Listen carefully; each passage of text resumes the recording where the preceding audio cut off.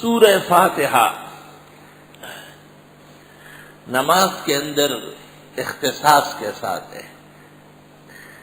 اکثر ائمہ کے ہاں اس کا پڑھنا فرض ہے، اور امام ابو حنیفہ کہتے ہیں کہ فرض تو فقرہ قرات ہے، اور والفاتحۃ لا تتعین رکنا عندنا، فاتحہ متعین نہیں ہے، بلکہ فاتحہ کی تعین توکید اور تسنن کے درجے میں، یعنی مستحب ہے اور مؤکد ہے.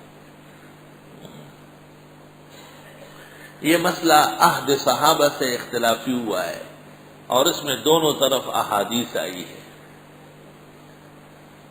ائمہ میں سے صرف امام شافعی فرماتے ہیں کہ ہر مقتدی کو امام کے پیچھے فاتحہ پڑھنی ہے اور فرض کے درجے میں ہے. امام شافعی کے علاوہ امام احمد کا مختار مذہب نہ پڑھنا ہے، اور امام مالک کے ہاں جہری میں نہ پڑھے اور سریہ میں پڑھے. جن نمازوں میں قرات اونچی ہوتی ہے ان کو جہری کہتے ہیں، جن میں آہستہ جیسے ظہر اثر ان کو سری کہتے ہیں.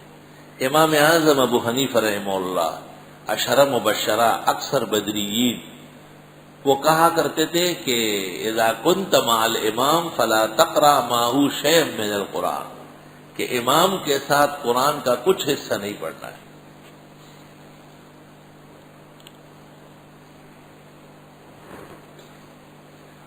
چنانچہ ہمارے ہاں 3 قول مشہور ہے.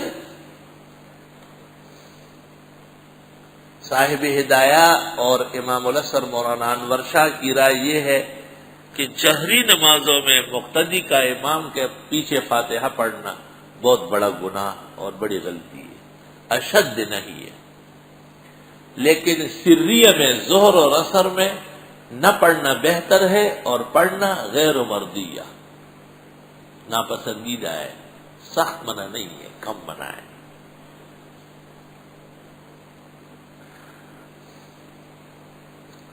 لیکن جمہور احناف کہتے ہیں کہ سری اور جہری سب برابر ہے، اور مقتدی کا امام کی اقتداء میں فاتحہ پڑھنا ٹھیک نہیں ہے. شرح المعانی میں ابو جعفر طحاوی نے ابن عباس کا قول نقل کیا ہے کہ ان کو کہا گیا کہ بعض لوگ ظہر اور عصر میں امام کے پیچھے پڑھتے ہیں فاتحہ، تو انہوں نے کہا لو استطعت علیہم لأقلعن ألسنتهم عن أعناقهم، اگر مجھے ان پر قدرت ملی تو ان کی زبانیں گردن کی طرف سے کھینچ لوں گا. اتنے سخت ناراضگی ابن عباس کی کوئی گنجائش نہیں رکھتے.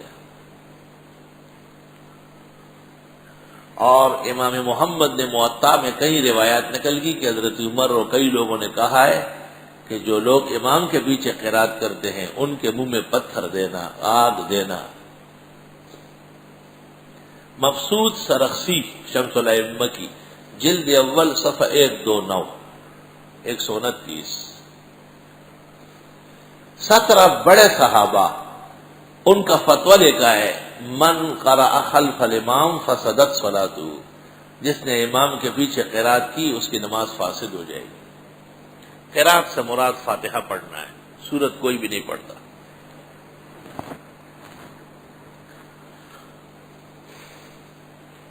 اس سلسلے میں مشہور 3 احادیث ہیں.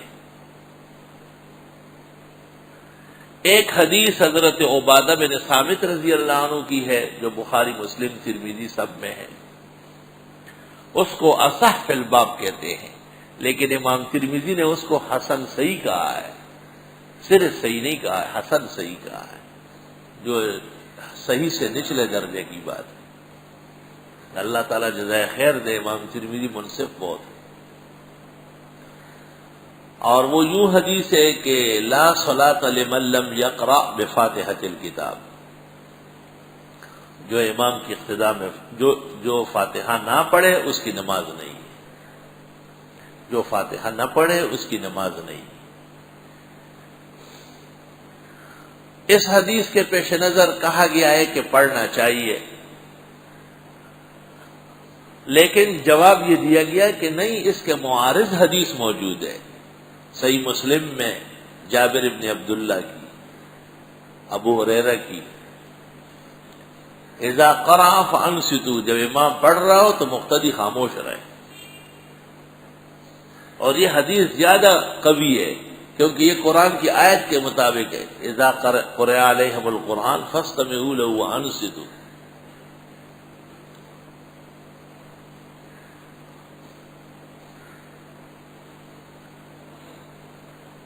اور تیسری حدیث ابو موسیٰ اشعری کی،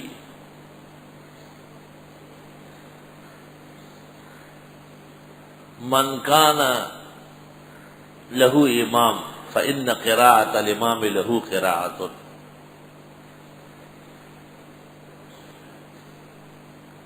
عبادہ بن صامت کی حدیث،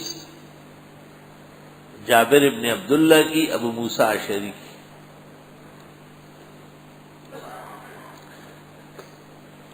کہ جب امام کی اقتداء میں کوئی نماز پڑھ رہا ہے تو امام کی قرات مقتدی کی قرات ہے، یعنی امام سب کے لیے کافی ہے.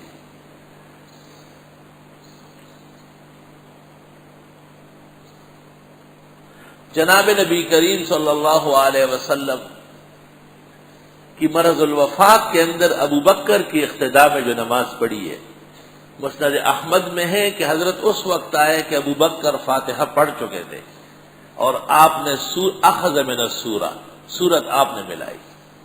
اگر فاتحہ سب کے لیے ضروری ہوتا تو حضرت دوبارہ پڑھ لیتے اور آپ نے دوبارہ نہیں پڑھا ہے. معلوم ہوا کہ امام کا پڑھا ہوا کافی ہے. اس مسئلے پر بڑی کتابیں لکھی گئی ہے.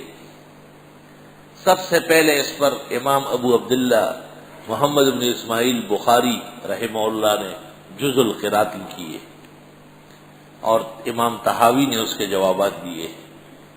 پھر بیہقی آئے ہیں اور انہوں نے کتاب القرات لکھی ہے اور اس کے جوابات ماردینی وغیرہ نے دیے ہیں.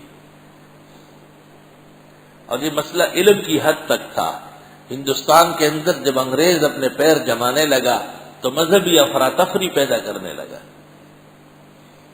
اور انگریز کے خلاف مجاہدین سب کے سب احناف تھے. تو اس کے لیے خاص قسم کے لوگ خریدے گئے اور یہ پرانا مسئلہ دوبارہ کھڑا کیا گیا. شمس الحق عظیم آبادی اور نواب صدیق حسن خان قنوجی اور مولوی نذیر حسین دہلوی، یہ وہ گروپ ہے کہ انہوں نے نئے سرے سے یہ باتیں اٹھائی اور لوگوں کو کہا کہ جو لوگ انگریز کو ہندوستان سے نکالتے ہیں، جہاد کرتے ہیں، یہ تو سر سے خود مسلمان نہیں ہیں، ان کی نماز نہیں ہوتی، فاتحہ نہیں پڑھتے امام کے پیچھے.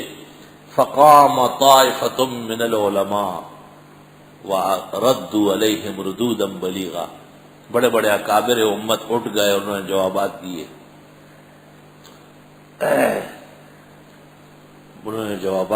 مخدوم ہاشم ٹٹوی کی کتاب توضیح الکلام اور پھر حضرت گنگوئی کی کتاب اور حضرت مولانا قاسم صاحب کی الدلیل القوی اور مولانا عبدالحی لکھنوی کی امام الکلام اور غیث الغمام اور آخری محقق اور مدقق البحر الزخار آیت من آیات اللہ فی جمیع العلوم والفنون حیث ينظر نظیر فی ساعت الاطلاع فی جمیع العلوم الاسلامیہ. امام الاسر مولانا انور شاہ نے 2 کتابیں یک کے بعد دیگری لکھی، ایک عربی میں اور دوسری فارسی میں. فصل الخطاب وغیرہ کتابیں لکھی اور وہ ایسی کتابیں کہ قیامت تک کے لیے احناف کو مسلح کر دیا. ایک اجتہادی نظر کے ساتھ تمام روایات کا کافی شافی جوابات دیے اور احناف کا موقف کو 14ویں کے چاند کی طرح چمکا کے رکھ دیا. فجزاهم اللہ عنا وعن هذا الدین احسن الجزاء. اس کے بعد کچھ لوگ پیدا ہو گئے، انہوں نے الٹی سیدھی باتیں لکھی تو حضرت شاہ صاحب کے علوم کے امین بحر و بر میں اور علوم انوری کے مورخ ہمارے استاد و شیخ حضرت مولانا یوسف بنوری مرحوم نے معارف السنن میں جو بحث کی تھی شرح ترمذی میں، اس کو علیحدہ چھپوایا اور اس کا نام رکھا ہے فصل الختام فی مسئلۃ الفاتحہ خلف الامام.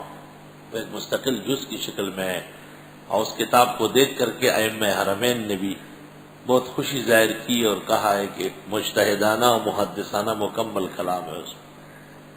فصل الختام، آخری نگینہ و مہر اس مسئلے میں۔